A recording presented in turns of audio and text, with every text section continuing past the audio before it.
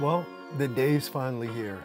After years of owning Blackmagic cameras, I started with the 4K and then moved on to the 6K. I never ended up getting the 6K Pro, instead going more the Sony route. Now I've owned Sony cameras for many years, but this was a time for me to give it a shot. I decided to change my order and gave B&H a call, and they were glad enough to switch it over and give me the L-mount version. I thought the L-mount version might be ideal for me because I'm using a lot of FD lenses, some Canon lenses, and I'm using PL lenses. So I ended up getting a mount. I'll talk about that in detail and then see how this whole camera rigs up. Let's get into it. There's a lot to unpack with this camera.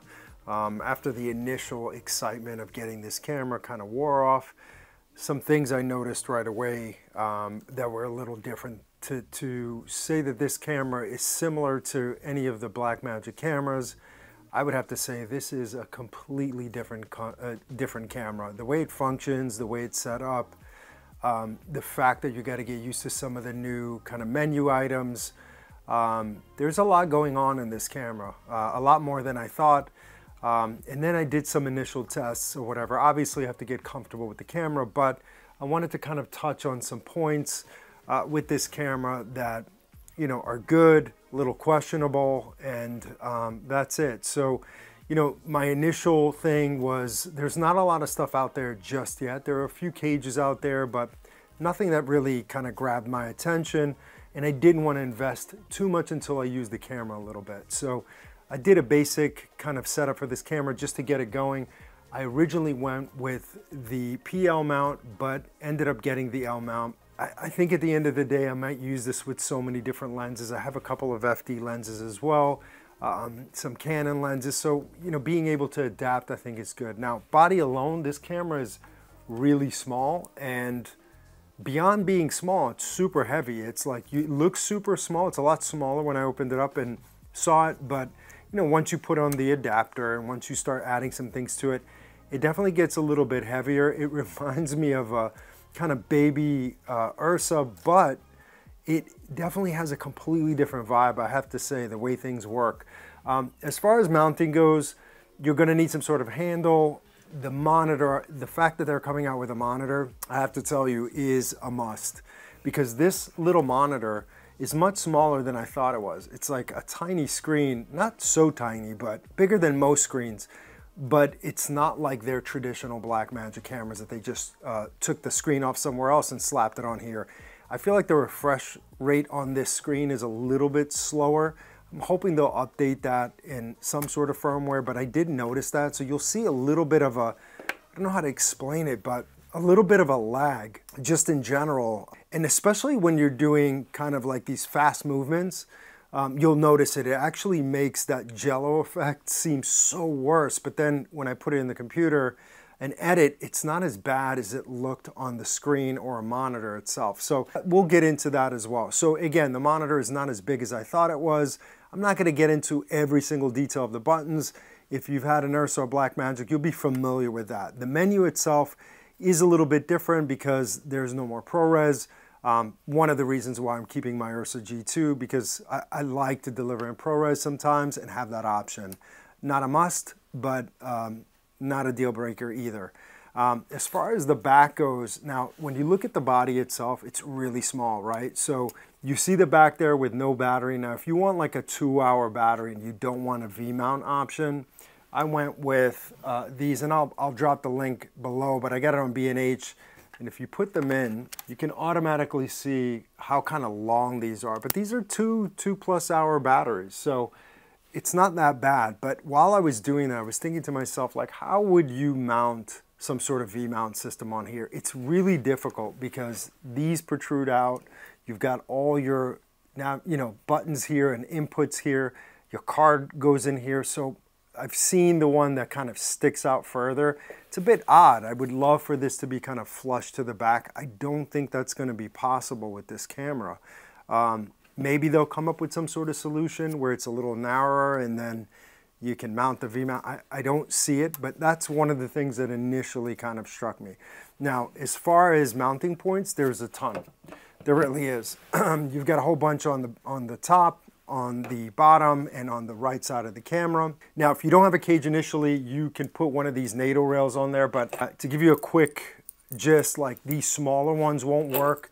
This one I got specifically so I can have a little bit of a rail system going on. That wouldn't work. It's too narrow. It's not wide enough for the bolts to kind of fit in.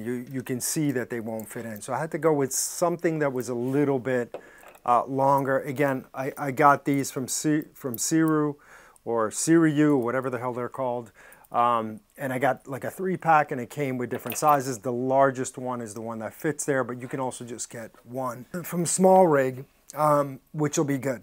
A few other things I noticed too, you know, the USB connection in the front or the USB-C connection in the back and the front do have a little locking mechanism. You know, adding a drive here, which I did, I put in the adapter that lets you kind of put a drive in here, which I thought was great, and it works really well. I didn't have drop frames. I used an old T5 that I used to use on my original Blackmagic 6K.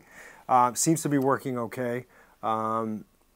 And I'm gonna build this up a little bit so you can see what that looks like. Just so you know, you understand kind of the basics of what I did here in case you run into these issues. So let me just take out the battery a second and build this out. So bear with me. We'll build this thing out really quickly. Let's put this on. Now, a lot of this I already had and I was using on different cameras, but I want to show you what this looks like as it's being kind of built out. You know, rails if you need them. If you don't, you can do a top rail, and I'll show you an option that way as well. Let's just even all that stuff out. Make sure it's all locked. Okay, so everything is pretty much locked down. I got the Dizio PL adapter. I've been using it also on my FX3, and I really liked it. It holds things pretty well. It seems sturdy. Again, I was worried about the mount being a little like loose or moving when I, you know, focused or moved the lens. I would have this kind of weird mount shift, but that hasn't happened, thankfully. Let me get some of the other things together here so I can put a handle and a monitor. So here I'm using the Mars One monitor. It's the Holy Land monitor. It's a transmitter and also can be a receiver as well. And I've used this on my previous cameras and I wanted to set that up. Now initially when I put this on, when I first put this on, I saw nothing. No picture was coming on the monitor, and I'm like, oh my gosh, you know, the SDI is not working already. What a disaster. You know, this is terrible, and this is what I'm gonna have to deal with, and already dealing with the situation. So again, all Small Rig parts. This is a handle that's, you know, you could use whatever handle you want. Again, I'll add those links, but building this up as a handle here, and now what we wanna do is add this as well. Let me get this. So if you wanted to do a rail up top, let's say for you know, some sort of focus system, some of the stuff works better up top than it does on the bottom, depending on how you like it set up. Let me just lock some of this stuff down though. Okay, yeah, all right. So right now it still looks small. It's a nice little setup. Again, with the monitor, it's all good. All right, so back to this. So now we have the monitor on with the handle, very minimal. We've got the T5 drive hooked up. Let's get the picture kind of going here. I do also have this original Portkeys monitor with Bluetooth. I haven't tried it, and I want to try it and see if I can control the menu. Okay, I just wanted to see if this BM52 would actually control, record the Pixis. And I tested it. It seems to be working. Obviously, it doesn't have all the frame rates and stuff, so it does kind of capture my white balance, everything else, but it's not going to have all the other settings that the camera typically has, but the record functionality seems to work. So right now, there is no record on here as well. Let's hit the record. Let's see if that turns on. Okay, so we're recording.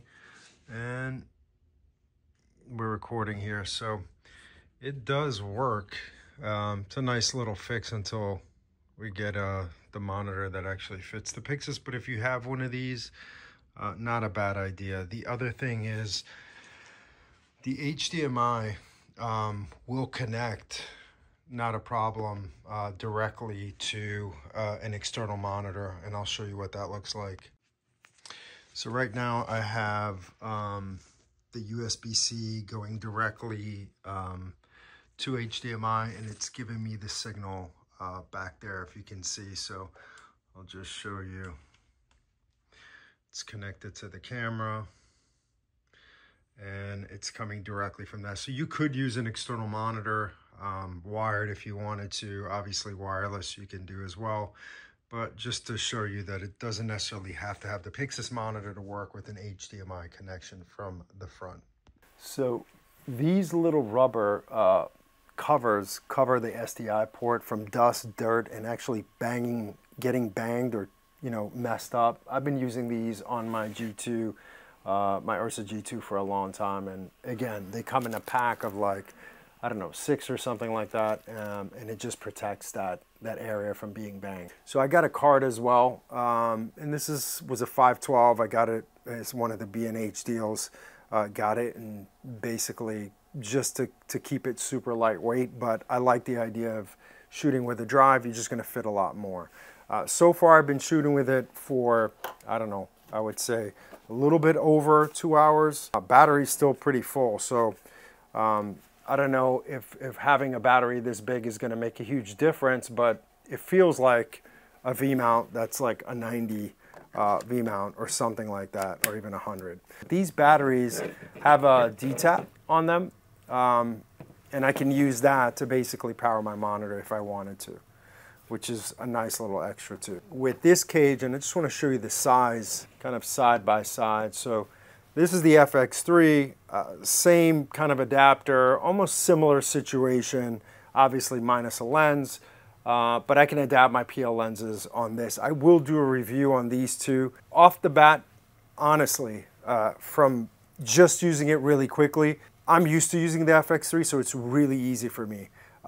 Using my Ursa G2 is, I have to say, through all of these cameras, the G2 is actually the nicest camera to shoot on. And I personally think it has the best functionality, the best image, the best all-around everything. This one seems like it's going to be, I'm going to have to get used to it. It does feel like a different camera. It is a different camera. So if you're coming from a Pocket 6K or the 6K Pro, image or not, or whatever you're used to, that's fine. But the camera itself, just holding it, rigging it, you got to get used to it because it is different. So I'm going to do a follow-up on this camera, everything about it, the details, so you can see for yourself. And again, I'm going to be as honest as I can and tell you all the things that I may or may not run into. But I wanted you to be aware if you ordered one or if you're planning on ordering one, just to have an idea beyond the hype of new camera or oh my gosh, this new body design. There's going to be some things to get used to.